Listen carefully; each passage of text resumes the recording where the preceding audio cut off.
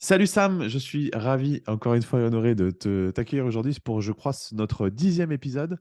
Épisode podcast, épisode en vidéo pour les personnes qui vont en vidéo. N'hésitez pas à liker ou commenter en dessous et s'abonner. Pour les personnes qui sont sur le podcast, n'hésitez pas à mettre une petite note.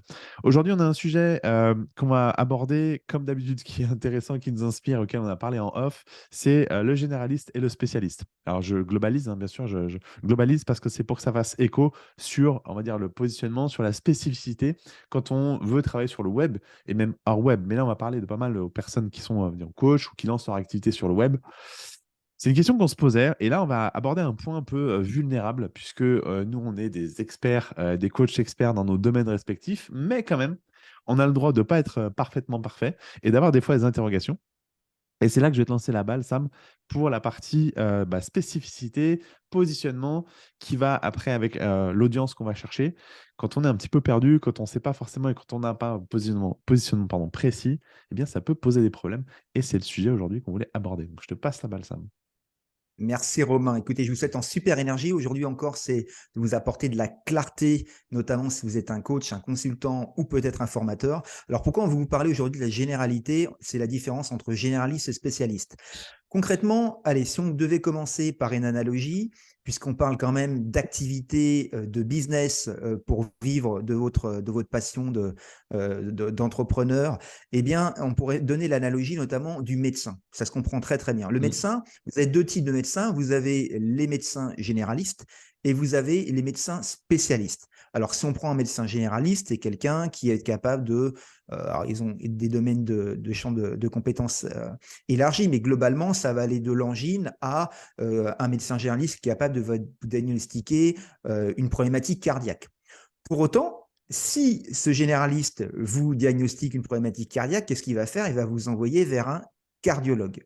Et un cardiologue, concrètement, c'est ce qu'on appelle un spécialiste. Alors pourquoi je fais le lien entre les deux?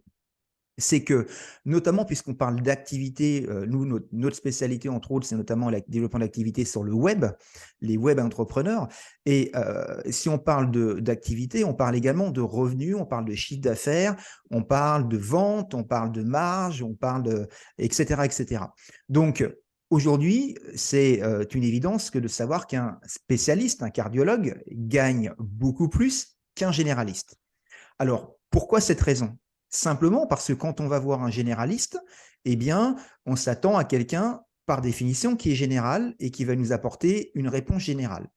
En revanche, si ce généraliste, je reviens encore sur l'analogie du cœur, nous diagnostique une problématique cardiaque, on va aller voir le spécialiste. Et là, on se dit, on préfère être opéré par un spécialiste qui a un bac plus 12 de spécialité sur le cœur que par quelqu'un qui est absolument pas spécialiste. Et dans ce sens-là, c'est pour cette raison qu'on va être capable de payer plus pour avoir un service précis de qualité et qu'on va aller voir ce cardiologue qui va intervenir sur nous.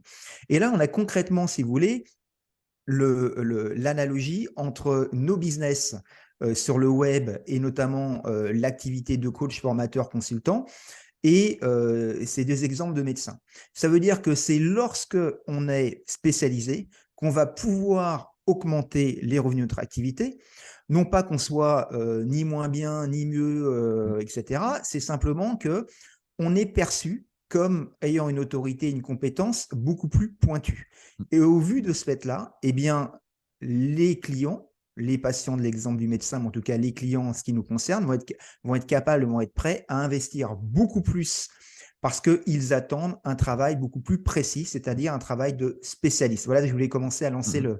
à ce sujet, Romain. Non, mais tu fais bien. Et l'exemple est très bon parce qu'il faut que ça fasse écho avec tout le monde. L'exemple du médecin, du spécialiste et du généraliste. Le généraliste, il va effectivement soigner tout le monde ou en tout cas commencer à faire les premiers diagnostics auprès de tout le monde. Puis ensuite, dans un domaine de un peu moins de compétences de sa part, type cardiologue, effectivement, il va t'orienter vers un spécialiste du cœur, suivant les problèmes que tu peux avoir. Donc, tu vas aller chez un spécialiste. Le spécialiste va toujours être mieux payé qu'un généraliste. Mais aussi, il y a deux choses sur lesquelles on peut aussi faire un pont.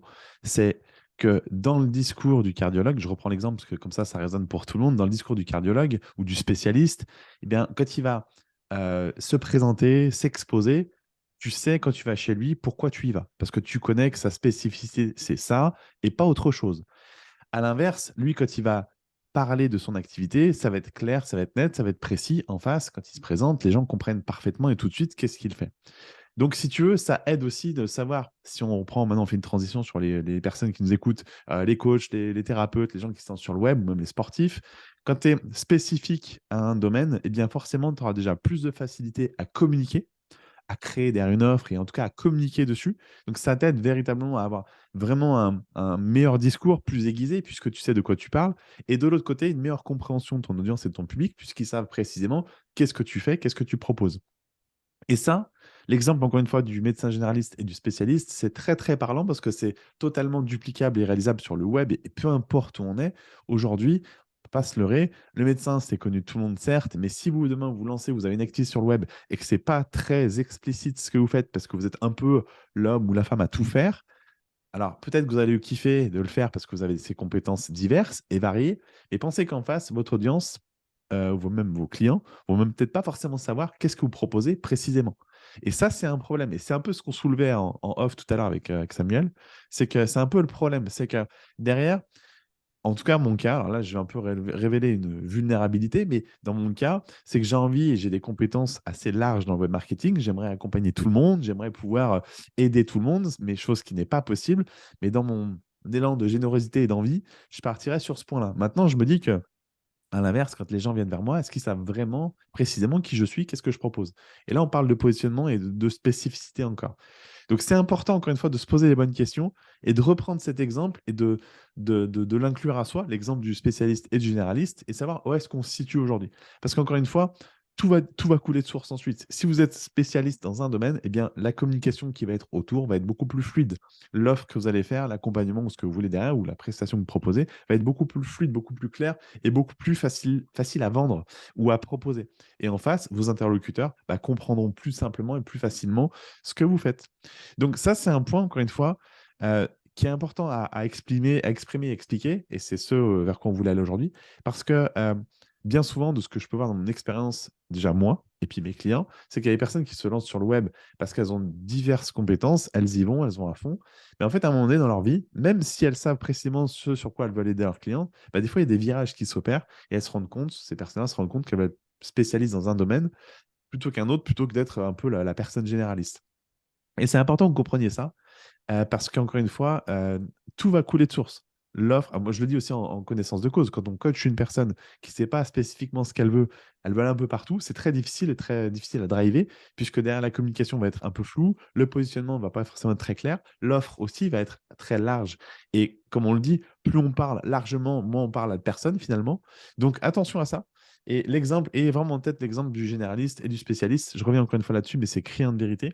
Ça peut vous aider vraiment à revoir aujourd'hui, à peut-être vous remettre en question et vous revoir un petit peu votre business aujourd'hui et vous demander en fait comment les autres vous perçoivent, comment déjà vous percevez, mais comment les autres vous perçoivent lorsque vous parlez de vous, lorsqu'ils vous voient sur Internet, lorsqu'ils vous voient, je sais pas, dans la rue ou n'importe, savoir comment ils vous perçoivent et comment ils vous qualifient. Et là, je pense que de ce point de vue-là, de ce moment-là, va couler, va peut-être enchaîner peut-être des questions sur comment je me positionne aujourd'hui pour vraiment, encore une fois, être spécifique, parce que c'est beaucoup plus puissant d'être spécifique qu'encore une fois, de vouloir aider tout le monde ou vouloir être généraliste. Même si je ne doute pas que vous avez peut-être plusieurs compétences, comme ça peut être notre cas à tous les deux, mais je pense que chacun a sa spécificité entre guillemets, qui le démarque des autres. Et après, ça n'empêche pas de faire d'apporter peut-être d'autres compétences qui viennent se greffer à votre offre. Mais globalement, voilà, c'est de partir sur vraiment un point sur lequel on vous identifie et on vous qualifie. Voilà. Exactement. Et puis, au-delà de ça, ça permet également sur un marché où il y a beaucoup de bruit, on parle de bruit, c'est-à-dire qu'il y a beaucoup, beaucoup de concurrence, Oui. ça va permettre vraiment de vous distinguer et j'aurais tendance à dire même à moindre coût. Pourquoi? Parce que la base de la base de la base de la base, c'est votre offre. C'est notre offre. Pourquoi? Parce que une offre claire, elle va permettre ensuite, je dirais, d'être beaucoup plus efficace pour aller cibler la personne à qui vous vous adressez. C'est-à-dire qu'on pourrait vous parler de stratégie, on pourrait vous parler de marketing, et ensuite, bien entendu, quand on arrive à la fin du cycle de vente, pour autant, eh bien, si la base de tout ça, c'est l'offre. C'est-à-dire que si on n'a pas une offre qui est précise, c'est-à-dire une offre de spécialiste, alors, Mm. eh bien, même en termes de stratégie pour se faire connaître et ensuite pour convertir en client, eh bien, ça va être quelque part, c'est comme si on mettait de l'argent dans une machine et au final, eh bien, on n'a pas les résultats qu'on veut parce que Ça. c'est pas précis en réalité. Mais Donc, plus on je va me être permets, précis dans l'offre, oui, Sam, je me permets, en termes de résonance et de compréhension de ton audience, c'est beaucoup mieux d'être précis, ne serait-ce que déjà pour ça. Donc voilà, c'est juste ce que je voulais apporter. tout à fait. Tout à fait. D'ailleurs, la base des business en ligne qui ont du succès, et globalement même tous les business, c'est la précision de l'offre, parce que quand on a une offre précise, on sait à qui on s'adresse. Mm. Et en réalité, quand on sait à qui on s'adresse, on est capable précisément d'investir les bons montants pour se faire connaître et avoir des taux de transformation de prospects à clients qui vont être supérieurs. Donc, c'est-à-dire que la base de la base de la base, c'est l'offre. Sans l'offre, Exactement. la puissance de tout ce que l'on fait sur un web entrepreneuriat ou une entreprise sur le web, que ce soit en coaching, en consultant, en formateur, voire même en sportif avec un programme, ça va être l'offre qui va nous permettre eh bien, d'afficher un positionnement de spécialiste et d'où va découler absolument toute la stratégie et tout le marketing et toute la vente. Et bien entendu, tout ça, ça a un coût en termes de temps, en termes d'énergie et Mm. bien entendu en termes d'argent. Donc, plus vous allez être précis et spécialiste, plus ça va être simple pour vous en réalité. Et je dirais que la plus grande difficulté, que moi-même j'ai expérimenté, j'expérimente encore quelque part, si on parle de vulnérabilité, c'est de faire un choix. Et quand on fait ce choix, c'est se dire, OK, d'accord, je fais ce choix, et pour autant, j'ai quand même la liberté de parler d'autres choses complémentaires Oui. à ce que je fais. C'est-à-dire, globalement, si je devais illustrer, c'est j'ouvre une porte, je laisse et vous laissez rentrer vos prospects ou vos clients, et ensuite, une fois qu'ils sont entrés dans cette porte qu'on va appeler la porte des spécialistes, vous êtes libre d'apporter toute votre expertise, tout ce dont vous jugez utile pour les aider, mais une fois qu'ils sont entrés chez vous, et pas avant, parce qu'autrement, forcément, ils ne verront pas votre porte, ou moins en tout cas, parce qu'il y a tellement de portes qui sont ouvertes dans la concurrence. Donc, c'est de faire un choix sur à qui on s'adresse principalement, pour que ça résonne. Et ensuite, seulement ensuite, on va être capable de leur délivrer ce dont ils ont vraiment besoin, en plus de la promesse qu'on leur a donnée pour les faire entrer dans notre porte. Exactement. Et ça, ce que tu dis, je vais rebondir là-dessus et je terminerai là-dessus, c'est que ça ne vous enferme pas dans un élément. Quand on est spécialiste, comme tu dis, l'image, encore une fois, de la porte est bonne. Tu ouvres cette porte, les personnes rentrent par cette porte pour une spécificité de ta part qu'ils ont entendue. Mais dès qu'ils rentrent dans cette porte, ils rentrent dans cette salle, dans la salle derrière qui se cache derrière. Et rien ne t'empêche effectivement d'aborder d'autres sujets, d'autres thématiques, d'autres problématiques qui va les aider dans leur développement, dans leur manière d'amener ou d'aller au bout des choses. Donc totalement, ça ne vous enferme pas dans une case. C'est ça aussi qu'il faut comprendre, parce que souvent on me dit, enfin, j'ai eu le cas, donc je le dis, oui, mais si je suis spécialiste de ça ou si je fais une offre sur tel type de choses, derrière, je ne pourrais pas faire autre chose. Ben non, c'est que spécifiquement, on va te prendre pour le spécialiste dans l'exemple que tu donnais tout à l'heure, mais derrière, ça ne t'empêche pas d'accompagner les personnes avec d'autres outils, d'autres éléments qui vont venir se greffer à l'accompagnement, qui va être nécessaire peut-être pour amener à terme à un bon accompagnement ton client. Donc, ça ne vous enferme pas dans une case. C'est juste que sur le devant de la scène, vous êtes vu comme le ou la spécialiste de.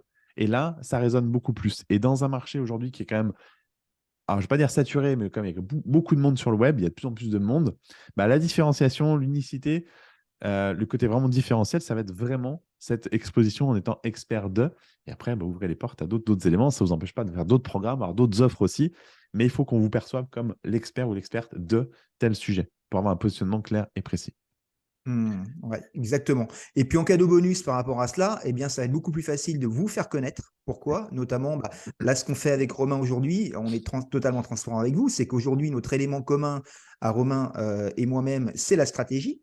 Pour autant, eh bien, notre cœur, eh bien, moi, c'est beaucoup plus le mindset, le champ de conscience, le champ cognitif et les principes de business, alors que Romain va être plus en haut de la pyramide sur la tactique, les précisions plutôt technologiques avec notamment des implémentations Facebook, etc.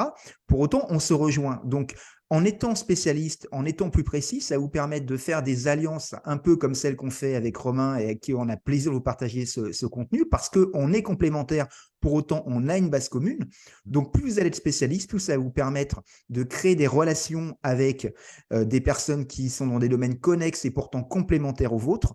Et ça va vous permettre de vous faire connaître beaucoup plus facilement, ce qu'on appelle de façon organique. Là, ce qu'on fait aujourd'hui, c'est de l'organique, c'est-à-dire qu'on vous diffuse du contenu et on vous partage avec plaisir, avec cœur, et de façon totalement gratuite, dans le sens où eh bien, on n'a pas à payer pour diffuser ce contenu. YouTube est totalement gratuit. Et ce qu'on fait aujourd'hui, eh bien, pour finir sur ce sujet, c'est de vous inspirer. Donc, si ce qu'on fait avec Romain, ça vous inspire, également pour vous faire connaître, on vous encourage à le faire. Trouver des personnes qui sont connexes à votre activité pour vous entraîner à montrer votre visage, parce qu'aujourd'hui, on sait que la vidéo convertit beaucoup plus que le texte, même si le texte, le copywriting convertit, la vidéo a un impact beaucoup plus important de par l'émotionnel, de par montrer votre personal branding, c'est-à-dire votre image personnelle, pour vous faire connaître. Donc, si je devais finaliser avec ça, c'est-à-dire si on peut être pour vous un role model, un exemple de ce qui est possible de faire en façon organique, c'est-à-dire de façon gratuite via un média, par exemple via YouTube et les vidéos,